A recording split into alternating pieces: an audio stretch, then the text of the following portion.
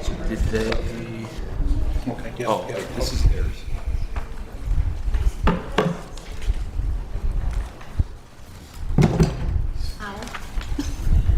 Didn't hurt as much. We are now live streaming.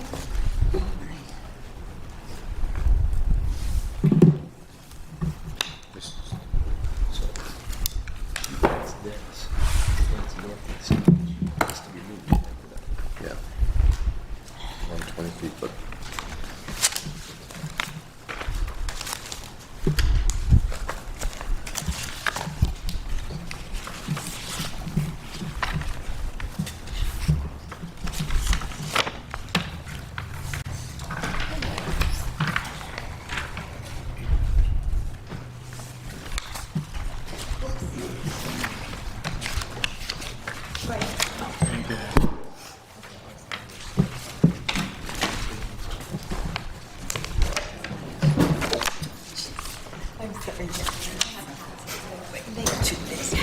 No. Got a letter Tastes really good. from the neighbor. They had some worries, but this is the letter. It's from the neighbor about the. Oh, sorry. I'm so sorry. Things are a bit of a mess.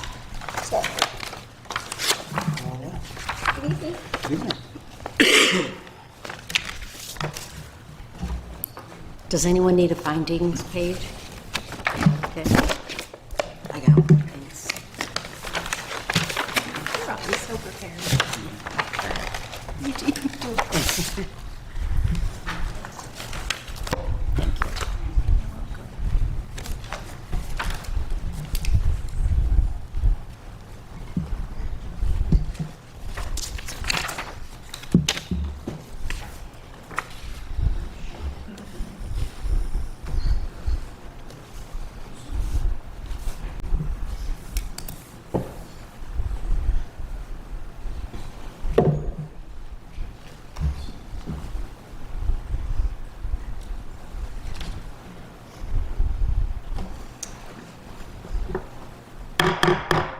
Good evening. I'd like to call this October 2024 meeting of the Lancaster Zoning Board of Appeals.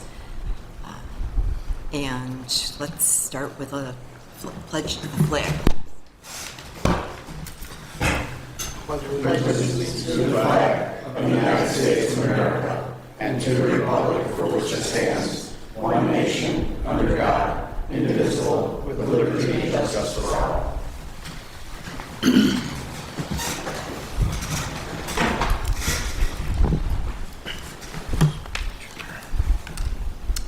Just to give you a brief overview, there are 5 matters on the agenda tonight.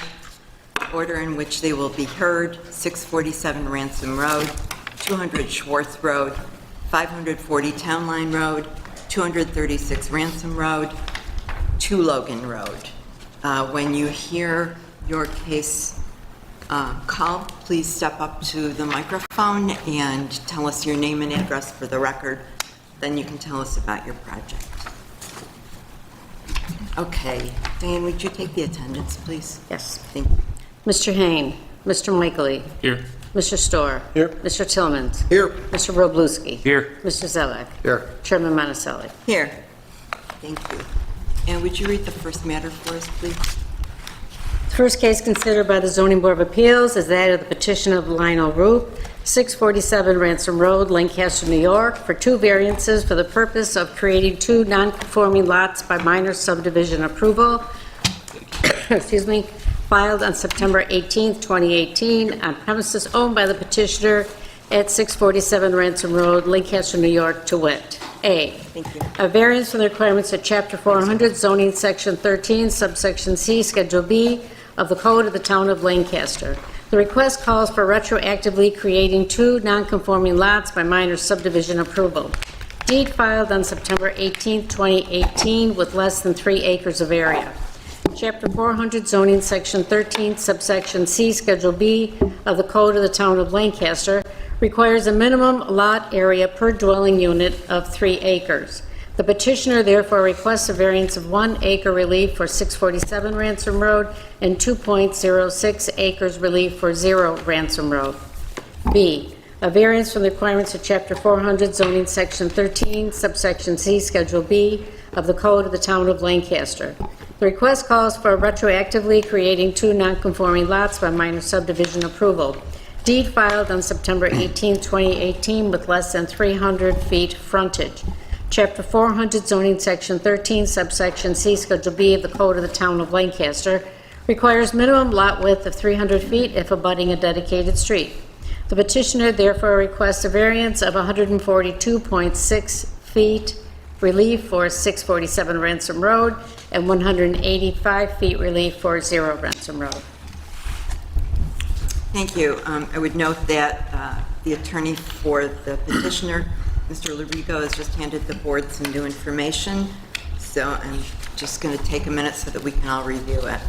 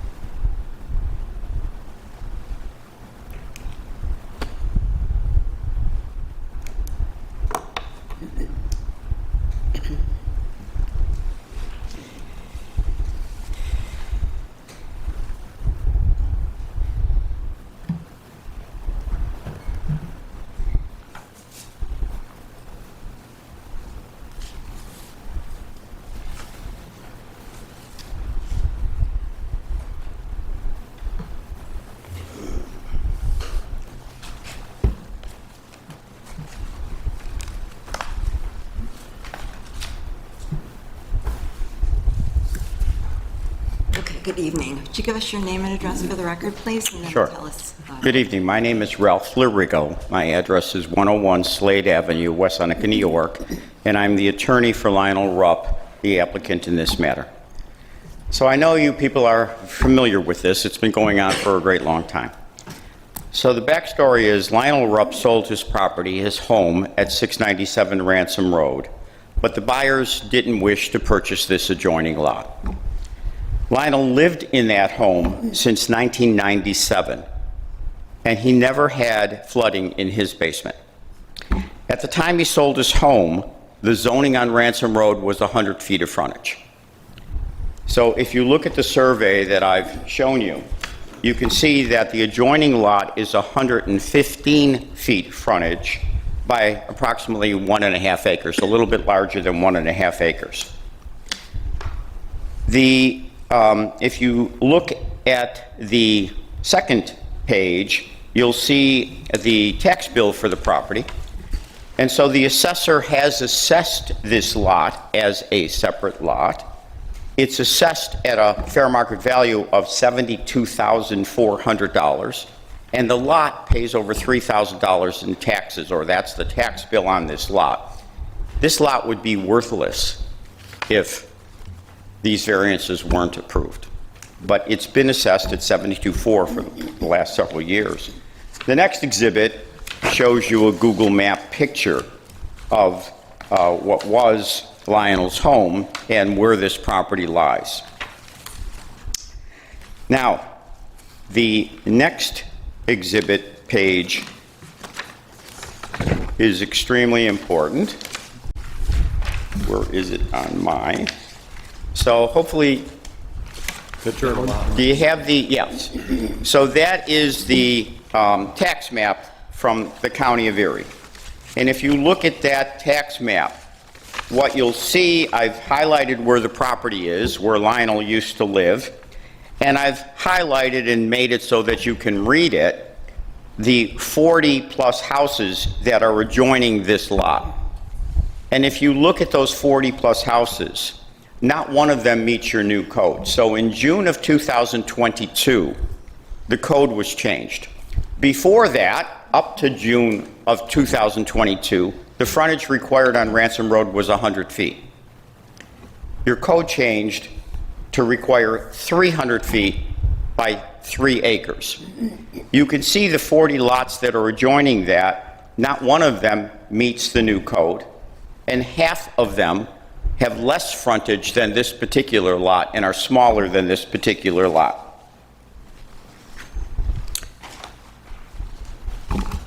In Lancaster, when you separate a house from the lot, you have to, Lancaster code requires the filing of a minor subdivision map.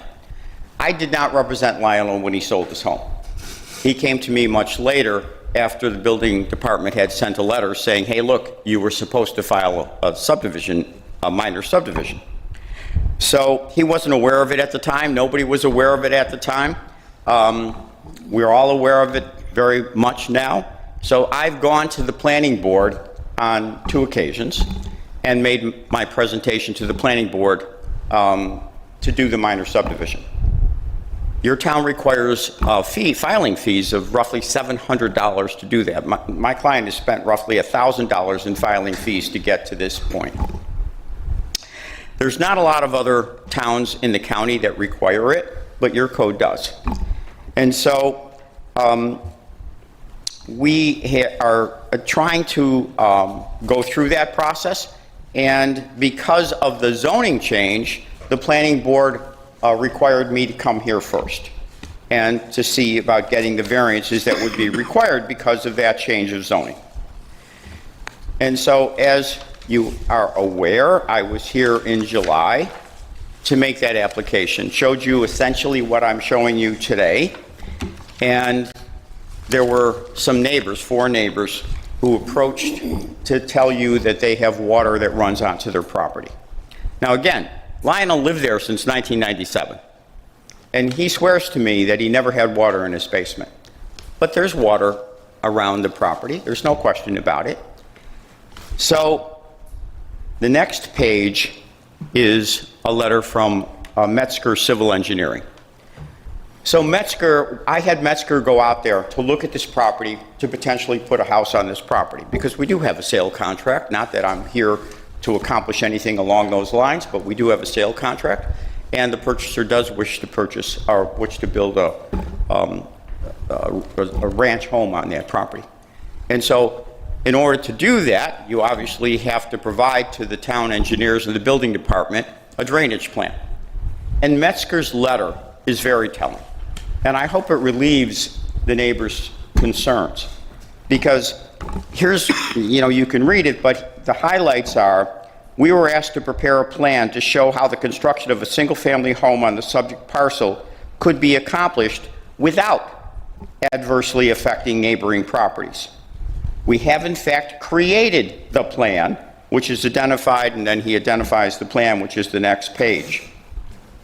The plan clearly shows the site could be easily graded in such a way at the time of construction to direct all surface water from the home site to either the existing roadway ditch or the existing ditch that crosses the property further toward the back of the parcel.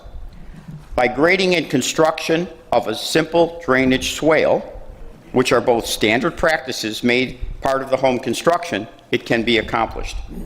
There will be no surface water draining from the site onto neighboring properties in an uncontrolled fashion. In fact, by advancing the project as per the plan, drainage conditions will improve from the current situation by positively collecting and diverting existing flows from the currently sheet flow over the property. And that is not unusual. That is what does happen. When you construct a property, you have to make sure you don't put water onto your neighboring property. So if that flow were to exist today, the construction of a home would actually improve the situation. But I'm here to ask you to grant variances. And you all know that there are 5 criteria you have to look at. This is a balancing act, a simple balancing act. I have to show you that the benefit to the applicant outweighs any detriment to the neighbors by just a balancing act. So here are, in terms of my opinion on the 5 categories. There certainly would be no undesirable change to the character of the neighborhood. Because as I show you in the tax map, the character of the neighborhood is 100-foot lots for the most part. Not one lot is 300 feet wide. Not one of those 40 lots is 3 acres. So it certainly wouldn't make an undesirable change in the character of that neighborhood. I have to show you that no detriment will be created to the nearby properties if the variances are granted. And that letter from Metzger clearly shows you that it can be accomplished. And it is incumbent upon both the building department and the engineering department to make sure that that's done. And if you have somebody who is an owner who wants to build on the property, it has to be done. The required variances are not substantial. In fact, the lot is larger than at least half of the adjoining properties. The proposed variance will not have an adverse impact on the physical or environmental condition of the neighborhood. And again, according to Metzger, we can actually improve the situation. I don't believe that this is self-created because you've got a lot. It is what it is. It's not like you can change it. But even if you thought it was self-created because he divided the lot, he divided the property, that alone, under the law, is not sufficient to turn this down. So when I was here before, there was a tie vote. And the tie vote means we lose.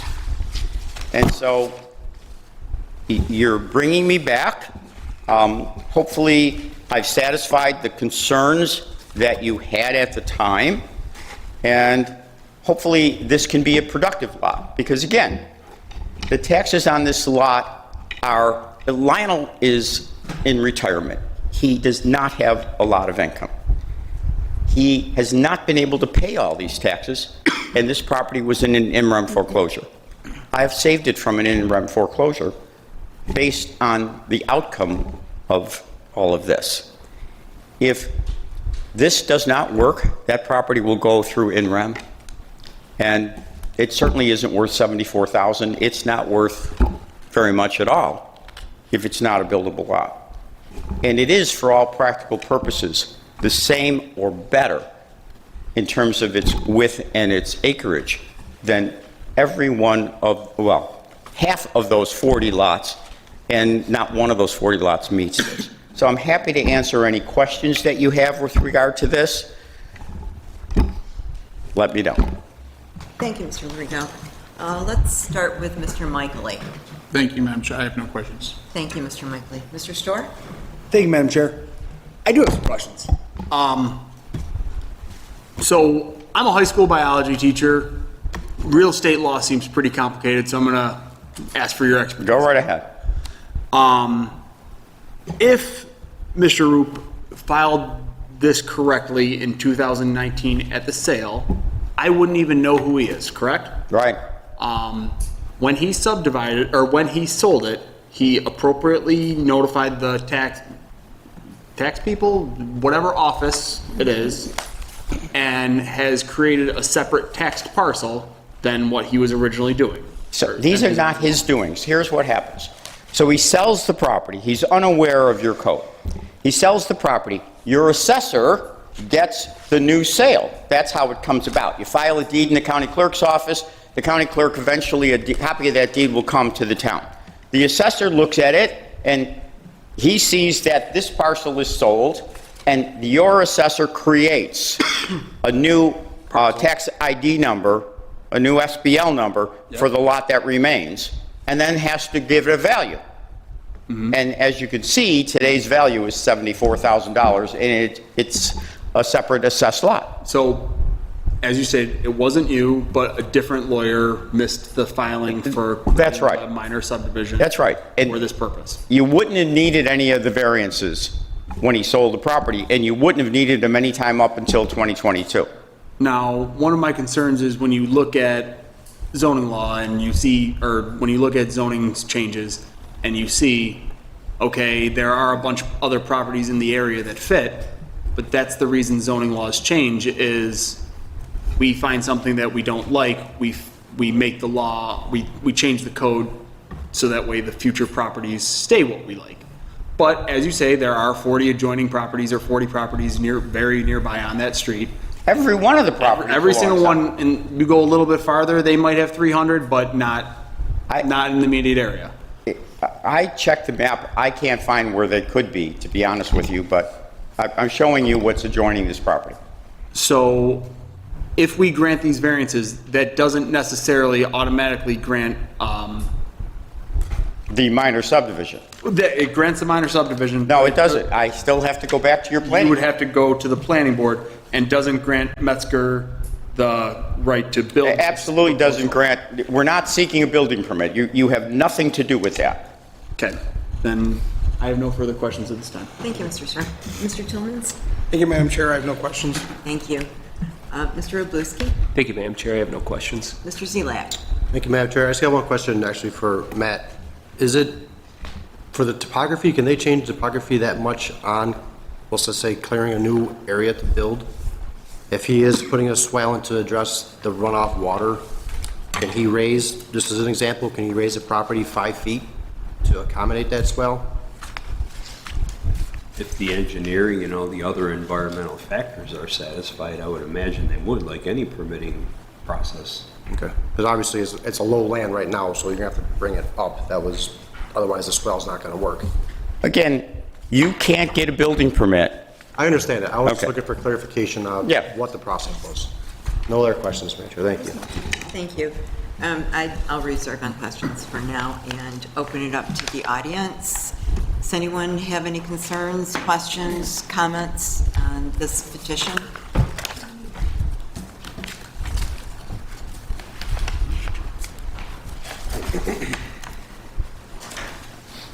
Darrell Ludwig, 661 Ransom Road. Okay, we've been here before with this flooding. Here's this property. Thank you. You can pass that around. That's what it's rated. Okay? Oops. Here, you can look at all. There's my garage in there now. I get a foot of water in my garage. Okay? whoever this engineer is that's saying there's no flooding problems, blowing smoke up somebody's ass, okay? You can go there anytime in the spring, and that property is completely flooded, that creek does not drain, it backs up, it goes down the side of my yard, floods my garage, okay?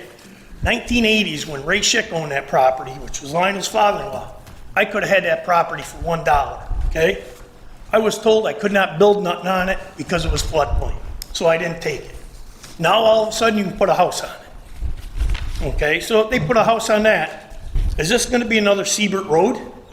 Where you allow them to put a house next to a creek, and next thing you know, taxpayers are paying to put rock cages and move the ditch in the creek on the taxpayers' dime?